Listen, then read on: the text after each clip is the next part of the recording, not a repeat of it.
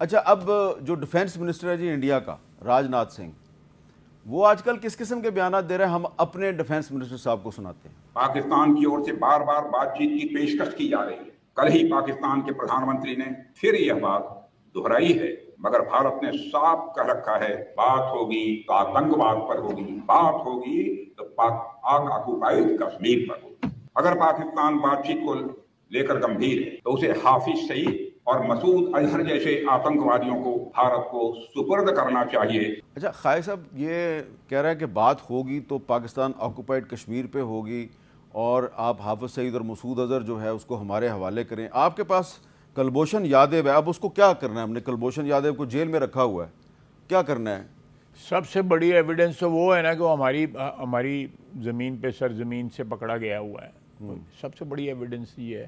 ان کے پاس تو اللہ کے فضل سے کوئی ایسی ایویڈنس ہے، خالی کھلی باتیں کرتے ہیں۔ اور دوسری بات یہ ہے کہ مجھے یہ بتایا جائے، کوئی میں یہ ڈائریکٹلی آپ کی وساطت سے پوچھتا ہوں کہ یہ لوگ کدھر تھے میڈیا میں جب یہ سارا کچھ ہو رہا تھا؟ یہ جنگ ہوئی ہے جو ہے، اس میں 10 12 15 دن جو ہے نہ مودی میڈیا پہ آیا ہے، نہ یہ صاحب میڈیا پہ آئے ہیں، نہ کوئی اور میڈیا پہ آیا ہے۔ کوئی جو ہے، آپ سی این این پہ بھی آ رہے تھے، اسکائی نیوز پہ بھی آ رہے تھے۔ 24 انٹرنیشنل چینلز پہ بولا ہوں، 24 انٹرنیشنل چینلز پہ بولا ہوں۔ الجزیرہ کے عربی پہ بھی بول رہا ہوں، الجزیرہ کے انگریزی پہ بھی بول رہا ہوں، انگریزی کوئی اور بھی جو ہے انگریزی 3 4 تو میں نے الجزیرہ کے پہ جو ہے نا میں نے کی انٹرویوز دی ہے۔ نیریٹو کی بھی جنگ تھی نا ساتھ اس کو۔ تو اب یہ جو کہتے ہیں جی کہ اب بات ہوگی تو پی او کے پہ، یعنی کہ پاکستان ایڈمنسٹریٹڈ کشمیر پہ ہوگی، تو اس کا کیا جواب ہے جب وہ کہتا ہے کہ ہاں بھئی ہم پی او کے پہ بات کریں گے؟ نہیں، بات تو جو ہے یونائٹڈ نیشنز کا جو ریزولوشن ہے اس کے حساب سے جو ہے بات کیا ہونی ہے، پلیبیسائٹ ہونی ہے پورے کشمیر کے اندر، بلکہ جو ہمارے پاس ان کی آبادی بیٹھی ہوئی ہے وہ بھی ان کی ووٹر ہے۔ تو اب کشمیر کے ایشو پہ ٹرمپ صاحب 2 3 دفعہ بات کر چکے ہیں۔ ٹرمپ صاحب کو بڑی تکلیف ہے ہندوستان کو کہ یہ ٹرمپ کیوں باتیں کر رہا ہے، یہ کشمیر کی جو ہے آپ کا کیا انٹرنیشنلائز ہو گیا ہے۔ آپ دیکھیں یہ اس سارے معاملے میں سب سے زیادہ نقصان جو ہندوستان کو یہ ہوا ہے کہ کشمیر کا معاملہ جو ہے وہ انٹرنیشنلائز ہو گیا ہے۔ وہ دوبارہ جو ہے وہ رڈار کے اوپر، دنیا کے رڈار کے اوپر آپ کو کشمیر نظر آنے شروع ہو گیا ہے۔ آپ کو نہیں تو 35 سے اور 370 کے بعد جو ہے کشمیر کو تو دفن کر چکے آپ کو کشمیر کا کیا مستقبل نظر آ رہا ہے؟ کیا کشمیر کی آزادی قریب آ گئی ہے؟ اللہ کرے انشاءاللہ تعالیٰ۔ آپ بھی کشمیری ہیں، میں بھی کشمیری ہوں، ہم سے اس سے زیادہ بڑی کیا آپ نے تو وہ خون کی لکیر جو ہے اس کو کراس کیا ہوا ہے آپ کے خاندان نے تو اکتوبر 1947 میں۔ تو یہ میں سمجھتا ہوں کہ اس سے بڑی کیا خواہش ہو سکتی ہے؟ ہم نے جنگیں لڑی ہیں 3 اس کے اوپر کشمیر کے۔ یہ جو D G I S P R صاحب کہہ رہے ہیں کہ جی اب کشمیر بنے گا پاکستان کا وقت قریب آ گیا، وہ کس بنیاد پہ بات کر رہے ہیں؟ یہ جو ایک دم جو ہے ہائپ کریٹ ہوئی ہے کشمیر کے اوپر، دیکھیں ہندوستان تو اس کو دفن کر چکا ہوا تھا اس ایشو کو۔ یہ سارا کچھ جو کچھ ہوا ہے جس میں ہماری افواج نے آگے سے جو جواب دیا ہے اس سے جو ہے یہ ملٹیپلائی ہوا ہے بہت زیادہ۔ یہ جتنا کو ڈیفیسٹ تھا پچھلے کئی سال کا، یہ سرینا کے باہر کھڑے ہونے کا، یہاں پہ بورڈ لگانے کا، یہ دوپہر کو 12:30 بجے کھڑے ہونے کا، وہ جو سارے ڈرامے جو تھے آپ کو پتہ ہے کس نے وہ سجیسٹ کیے ہوئے تھے، میں اس ڈسکشن میں نہیں اس وقت جانا چاہتا، لیکن اس کے بعد تو یہ انہوں نے دفن کر دیا ہوا تھا۔ پھر ابھی لندن کو واپس کیا گیا، ہمیں بتایا گیا کہ جی بہت خطرہ ہے جی، بڑا رولا بن جائے گا اگر یہ جو ہے واپس نہ کیا۔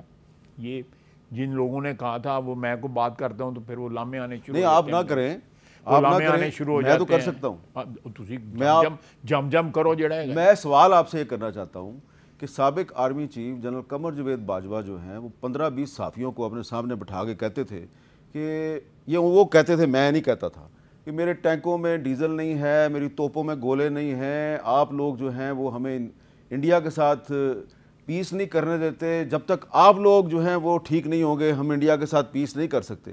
تو یہ جو 4 دن کی جنگ ہے اس میں تو باجوہ صاحب غلط ثابت ہو گئے۔ غلط کیا ثابت ہوا کہ میں کچھ تھوڑا سا بولے نا آپ۔ دیکھیں باجوہ صاحب آئی تھنک میرے بہت کچھ دفن ہے، میں کبھی کبھی کہہ دیتا ہوں میٹر میرا گھومے تو میں کہہ دیتا ہوں، پھر وہ آپ کو میسج بھیجتے ہیں، پھر وہ مجھے لامے بھیجتے ہیں، اور لامے بھی بھیجتے ہیں آپ کی حکومت کے اندر موجود لوگوں کے ذریعے؟ میں ذریعے ڈائریکٹ بڑوں کو میرے کو فون کرتے ہیں کہ جی یہ دیکھیں میرے زیادتی کر رہا ہے. مجھے ایک دو دفعہ انہوں نے یہ بھی کہا کہ میں بھی بولوں گا. میں کہا میرا ٹیلی ویژن دے بیٹھ جو اب کیا ان کے پاس بولنے کے لیے رہ گیا؟ اب کیا رہ گیا بولنے کے لیے؟ سر سوائے میرا 35 سال کا پولیٹیکل کیریئر ہے.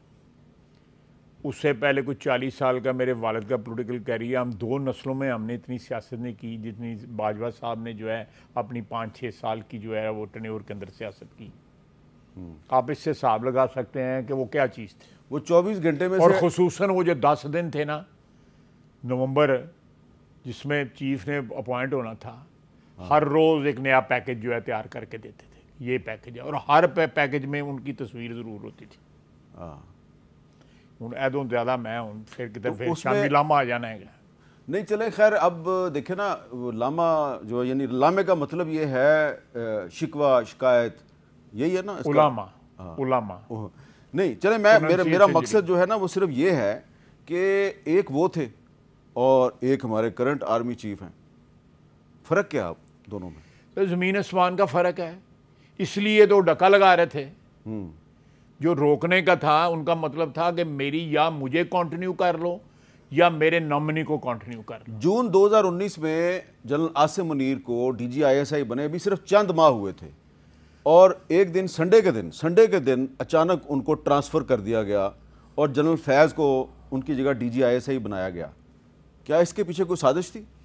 100% سازش تھی. دیکھیں کس ایکسٹریم تک جاتے ہیں. عمران خان نے کہا جی کہ آئی ایس آئی کو کور ڈکلیئر کر دیا جائے تاکہ وہ کور کمانڈر والی شرط جو ہے فیض کی جو ہے وہ ادھر بیٹھے آئی ایس آئی کے چیف کے سیٹ سے بیٹھے پوری ہو جائے. یہ یہاں تک گفتگو ہوئی ہے. آپ اس سے حساب لگا لیں کہ how desperate Imran Khan was to make. پاکستانیوں کو یہ جاننے کا حق نہیں ہے کہ جنرل فیض اور اجیت ڈوول کے درمیان 2-3 عرب کنٹریز میں کیا بات چیت ہوتی رہی؟ بالکل حق ہے. اور پھر اس کے نتیجے میں جو سیز فائر ہوا اور اس کے نتیجے سیز فائر جو ہوا, اور اس وقت جو باس تھا جنرل فیض کا باجوہ اس سے بھی بات ہونی چاہیے. اور پھر اس کے بعد جب سید علی گیلانی صاحب جو ہیں مرحوم, انہوں نے جب تنقید کی اس سیز فائر پہ تو ان کو شٹ اپ کال دی گئی.